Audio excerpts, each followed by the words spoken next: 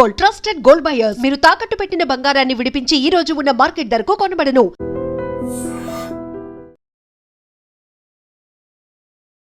నమస్కారం, welcome to I dream. నేను మీ సంగీత. చాలామంది నన్ను ఈ మధ్య కాలంలో అడుగుతున్న క్వశ్చన్ ఏంటంటే, మేడం పోలీస్ స్టేషన్లో ఓన్లీ వన్ సైడ్ మాత్రమే ఉంటారా, ఇంకొక సైడ్ అసలు వినరా, ఎందుకని మమ్మల్ని సరిగ్గా పట్టించుకోవట్లేదు, అండ్ అక్కడ ఏమైనా తారతమ్యం చూపించడం జరుగుతుందా, అంటే డబ్బు ఉన్న వాళ్ళకు వాల్యూ ఇవ్వడము, డబ్బు లేని వాళ్ళకు వాల్యూ లేకుండా చూడడము, ఇలాంటివి ఏమన్నా జరుగుతాయా, ఎందుకు అనంటే మాకు చాలా ఇబ్బందులు కలుగుతున్నాయి, మేమేమైనా పోలీసుల మీద కేసు ఫైల్ చేయడానికి ఉంటుందా, మమ్మల్ని మస్తు అవస్థలు పెడుతున్నారు, ఊరికే పోలీస్ స్టేషన్కు పిలవడము, ఎప్పుడు పడితే అప్పుడు కాల్స్ చేయడము, ఇలాంటివి చేసి బెదిరించడము, ఇలాంటి వాటికి పాల్పడుతున్నారు, మేమేం చెయ్యాలి అని చెప్పేసి అన్నట్టుగా నన్ను అప్రోచ్ అవుతున్నారు చాలామంది. కాబట్టి వారందరి కోసం అని చెప్పేసి నేను ఒక క్లారిటీ ఇవ్వడం కోసం ఈ వీడియోలో కొన్ని పాయింట్స్ చెప్తాను. అది మీకు ఏమన్నా యూజ్ అవుతే దాన్ని ఫాలో అవ్వండి. ముందుగా మీరు పోలీస్ స్టేషన్కి వెళ్ళి కంప్లైంట్ ఇచ్చిన తర్వాత అందులో తారతమ్యాలు ఉండవు. పేదవారని ధనికులని అట్లా ఏమీ ఉండదు. కంప్లైంట్ ఇచ్చినప్పుడు మీ యొక్క అవస్థను బట్టి, మీకున్న ప్రాబ్లంని బట్టి వారు కంప్లైంట్ కాపీని తీసుకోవాలి. తీసుకున్న తర్వాత దాన్ని చూస్తారు. చూసిన వెంటనే ఇమీడియట్గా ఎఫ్ఐఆర్ అనేది చెయ్యరు. ఎందుకు అనంటే ఆ కేసు యొక్క మీరు రాసిన దాన్ని బట్టేసి తర్వాత వారి ఆపోజిట్ పర్సన్ వీళ్ళంతా ఉంటారు కాబట్టి దాన్ని మొత్తం కూడా క్లియర్గా చూస్తారు. చూసిన తర్వాత వారికి ఒక్కసారి కాల్ చేసి పిలవడం అనేది జరుగుతుంది. లేదు అనుకుంటే ఒక స్టేషన్ నుంచి ఒక కానిస్టేబుల్ వెళ్ళి ఆ పర్సన్ని తీసుకురావడం అనేది జరుగుతుంది. తీసుకొచ్చిన తర్వాత ఈ బోత్ పార్టీస్ని కూడా కూర్చోబెట్టేసి అసలు ఏం జరిగింది, ఎందుకని ఈ పర్సన్ ఇలా ఇబ్బంది పెడుతున్నావు, లేదంటే ఈ పర్సన్ ఎందుకని కేసు ఫైల్ చేసినారు అని చెప్పేసి మొత్తం పూర్తిగా ఇన్ఫర్మేషన్ తెలుసుకున్న తర్వాత అది ఎఫ్ఐఆర్ చేయాల్సింది ఉంటే చేస్తారు. లేదు అనుకుంటే అక్కడే మీరు మాట్లాడుకొని సాల్వ్ చేసుకోండి అని చెప్పేసి దాన్ని అక్కడికి క్లోజ్ చేస్తారు. ఒకవేళ ఎఫ్ఐఆర్ ఫైల్ అయ్యింది అంటే ఎక్నాలజిమెంట్ కార్డ్ అనేది ఒకటి ఇస్తారు. ఆ కాపీ తీసేసుకున్న తర్వాత మీ కేసు మేము రిసీవ్ చేసుకుంటున్నాము అన్నట్టుగా ఒక ఎఫ్ఐఆర్ కాపీ అనేది ఇవ్వడం జరుగుతుంది. జరిగిన తర్వాత అప్పుడు మనం ఇచ్చినట్టు. ఇక ఈ పోలీసులు ఎక్కువగా భూముల విషయంలో ఎక్కువగా ఇన్వాల్వ్ అవుతున్నారు. ఓన్లీ వన్ సైడ్ మాత్రమే ఉంటున్నారు. వారి మాటనే వింటున్నారు. మాది అన్ని రైట్స్ ఉన్నా, మేము పొజిషన్లో ఉన్నా సరే మా మాట పట్టించుకోవడం లేదు, ఇలా కూడా ఇబ్బందులు జరుగుతున్నాయి అని చెప్పేసి చెప్తూ ఉంటారు. ఎప్పుడైనా సరే పోలీసులు ఈ ఏదైతే ల్యాండ్ ఇష్యూస్ ఉంటాయో దాంట్లో ఇన్వాల్వ్ అవ్వడానికి లేదు. సెటిల్మెంట్లకు అడ్డాలు కాదు పోలీస్ స్టేషన్లు అని చాలా స్పష్టంగా సుప్రీంకోర్టు తీర్పును వెలువరచడం జరిగింది. కాబట్టి మీరు ఏదైనా ఉంటే అది అంటే రెండు ఉంటాయి. ఇప్పుడు భూముల విషయంలో ఎలా ఉంటాయంటే వాళ్ళు గొడవ పడడము ఒకటి ఉంటుంది.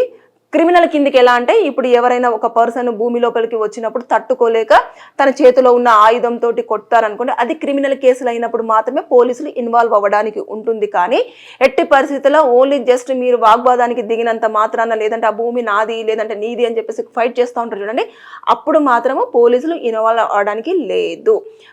మీరు ఎక్కడంటే మీరు డైరెక్ట్ కోర్టుకు వెళ్ళి కోర్టులో ఒక సూట్ వేసుకొని ఈ భూమి మీద మేమే ఉంటున్నాము అని చెప్పేసి ఒక ఇంజంక్షన్ ఆర్డర్ అనేది తెచ్చుకుంటే ఆ భూమిలోకి ఎవరు రాకుండా, అది ఎవరు ఉన్నారు, ఎవరి పేరు మీద ఉంది అని చెప్పేసి పూర్తిగా మొత్తం అంతా ఇక ఒక తుది తీర్పు వచ్చేంత వరకు కూడా ఆ ఇంజంక్షన్ ఆర్డర్ అనేది పనికొస్తుంది. అప్పుడు ఎవరు ఉంటారో వారు ఆ పొజిషన్ను వాడుకోవడానికి ఛాన్సెస్ ఉంటాయి.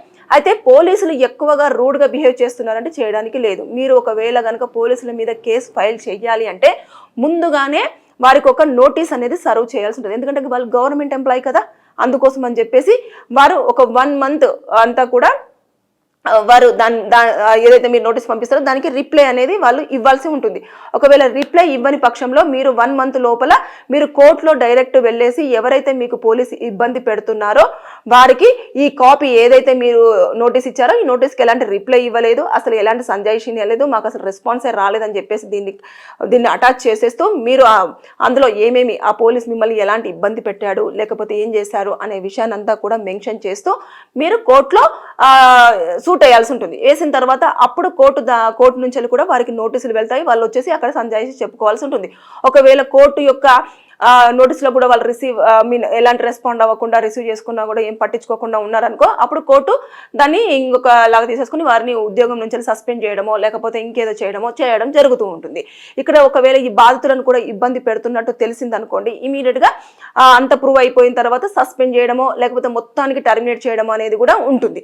ఇలాంటివన్నీ జరుగుతాయి. కొంతమంది పోలీసులు మాత్రమే ఇప్పుడు ఇలా వ్యవహరించడం అనేది జరుగుతుంది. కానీ కొంచెం పలుకుబడి ఉంది, పొలిటికల్ బ్యాక్గ్రౌండ్ ఉంది అని చెప్పేసి ఎవరైనా వచ్చి వారు పోలీసులు ఒకవేళ వారి మాట వింటున్నప్పుడు మీరు ప్రూఫ్స్ సంపాదించండి.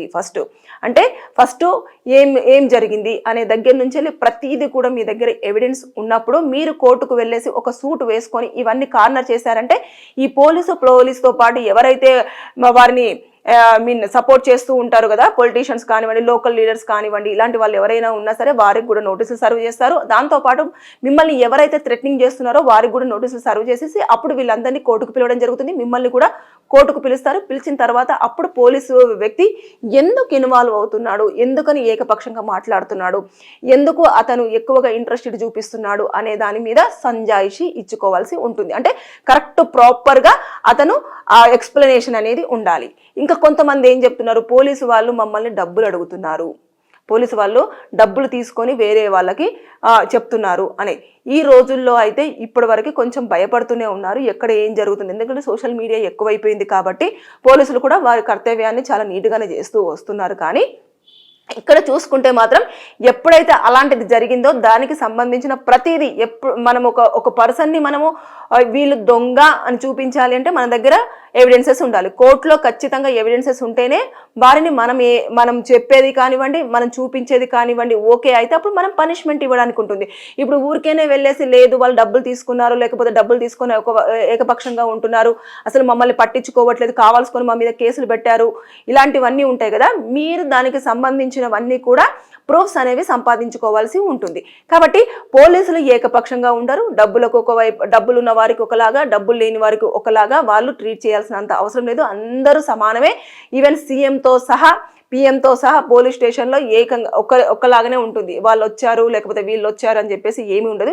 ఎవరైనా ఇన్ఫ్లుయెన్స్ చేస్తున్నారు అంటే మీరు ఖచ్చితంగా దానికి సంబంధించిన ఎవిడెన్సెస్ అన్ని కలెక్ట్ చేసేసుకొని అప్పుడు మీరు కోర్టులో ప్రొడ్యూస్ చేయాలి కంపల్సరీ. లేదు అంటే హైయర్ అఫీషియల్స్కి కనుక మీరెవరో తెలియకుండా ఇన్ఫర్మేషన్ ఇవ్వాలి అనుకుంటే మీరు సిపికి కానివ్వండి, ఎస్పీకి కానివ్వండి, డీజీపీకి కానివ్వండి, మీరు ఖచ్చితంగా వారి పైన ఇట్లా కంప్లైంట్ రైజ్ చేస్తూ వాళ్ళు ఏమేమి చేస్తున్నారో ఆ యాక్టివిటీస్ అన్ని కూడా విత్ ప్రూఫ్స్తో అటాచ్ చేసి మీరు ఆ ఆఫీస్కి పంపించి కనుక మొత్తం తెలియజేసినారనుకో ఖచ్చితంగా హైయర్ అఫీషియల్స్ వాళ్ళని పిలవడం జరుగుతుంది, ఇన్ఫర్మేషన్ తెలుసుకోవడం జరుగుతుంది, మీకు న్యాయం జరిగే అవకాశాలు ఉంటాయి. పోలీస్ స్టేషన్లో మాత్రం మీకు ఎలాంటి ఇబ్బందులు జరిగినా మీరు దయచేసి ఒక లీగల్ అడ్వైజర్ని అప్రోచ్ అవ్వండి.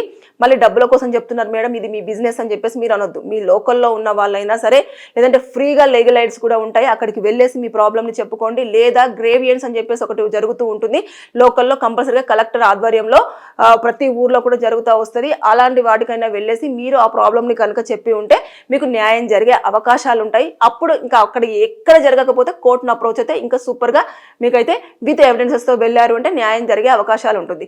మళ్ళీ గుర్తుపెట్టుకోండి, పోలీస్ స్టేషన్లు మాత్రం సెటిల్మెంట్లకు కానివ్వండి, ఏకపక్షంగా కానివ్వండి, అదేవిధంగా ఒకరినే ప్రమోట్ చేస్తూ లేదంటే వారిని లేనిపోని కేసులలో ఇరికించడం కానివ్వండి, ఇలాంటివన్నీ కూడా చేయడానికి ఛాన్స్ లేదు అని చెప్పేసి సుప్రీంకోర్టు చాలా స్పష్టంగా తీర్పులు వెలువరిచింది. కాబట్టి మీరు ఆ జడ్జిమెంట్స్ కనుక మీకు ఐడియా ఉన్నా లేకపోతే చూసైనా సరే మీరు ఆ విధంగా మీరు కేసులు ఫైల్ చేసుకోవచ్చు. లేదంటే లీగల్ అడ్వైజర్ని అడిగి ఒక లీగల్ ఒపీనియన్ తీసుకోవచ్చు. లేని పక్షంలో పోలీసులకు భయపడుతూ ఉన్నారు అనుకుంటే మాత్రం మీరు ఇబ్బందులు పడాల్సిన అవకాశం వస్తుంది. కాబట్టి పోలీస్ స్టేషన్లలో కొంతమంది అధికారులు మాత్రం నిజంగానే పేదవారిని కానివ్వండి, కొంచెము తెలియని వారిని కానివ్వండి ఇబ్బంది పెడుతున్నారని చాలా వరకు కాల్స్ అనేవి నేను రిసీవ్ చేసుకోవడం జరుగుతుంది. కాబట్టి దయచేసి నేను పోలీస్ డిపార్ట్మెంట్లో ఉన్న కొంతమంది అధికారులకు చెప్పడం జరుగుతుంది, మీరు అలర్ట్గా ఉండండి సార్.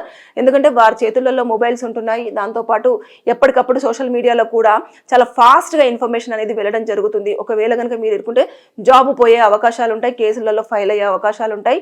మీరు ఇతరుల మీద కేసులు పెట్టేది పోయి మీ మీద మీరే కేసు పెట్టుకోవాల్సి ఉంటుంది, కోర్టులో ప్రజెంట్ చేస్తారు, తర్వాత నెక్స్ట్ శిక్షలు అనుభవించాల్సిగా తప్పదు. కాబట్టి బీ కేర్ఫుల్. కొంతమంది ఎవరైతే పోలీస్ అధికారులు ఉన్నారో వారు ఇప్పటికీ ఊర్లలో కొంతమందిని భయపెడుతున్నారు, విత్ ప్రూఫ్స్తో కూడా రావడం జరుగుతుంది. దయచేసి అలర్ట్గా ఉండండి sir, be careful. Thank you. నిజంగా ప్రస్తుతం ఉన్నటువంటి సమాజం దేనికి ప్రయారిటీ ఇస్తుంది? ఆర్థిక సంబంధాల చుట్టూ మాత్రమే తిరుగుతుంది. మళ్ళీ ఎన్నికలంగానే చాలా విరక్తి కలుగుతున్నాం.